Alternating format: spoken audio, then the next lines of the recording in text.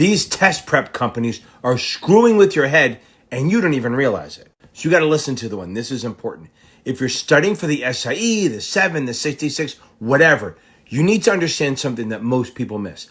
Kaplan, STC, Achievable, Past Perfect, Notman, all of them write questions differently than Finner and NASA does.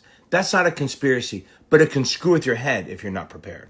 So here's the deal. The real exams test your knowledge. They're tough, but they're fair.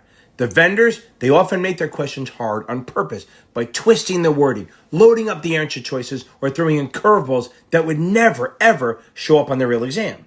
It's not because they're evil, it's actually a strategy. They want you to be over-prepared. They figure if you can handle their worst, you'll be fine on test day. But here's the problem. Some of you are freaking out because you keep getting vendor questions wrong, and you start thinking you're not ready. That's bullshit. Just because you missed 30% of Kaplan's death trap questions doesn't mean you'll bomb the actual exam. Now, I'm not saying to throw out your vendor material. Use it, drill it, get those reps in, but don't confuse vendor problems with real world problems. If you're scoring, say, 60 to 70% of Past Perfect, you might actually be in passing range. If you're scoring 80s on STC or Achievable, good, but don't get cocky. You still need to know your stuff cold. Bottom line, the exam is hard, but not in the same sense that the vendors are hard. The test checks if you understand the concept.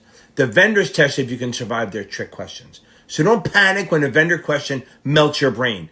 Just ask, what's the actual rule or what's the concept here? Keep drilling, keep learning, keep reading. And remember, the real enemy isn't the exam, it's doubt. Know your shit and you'll be fine. Let's go.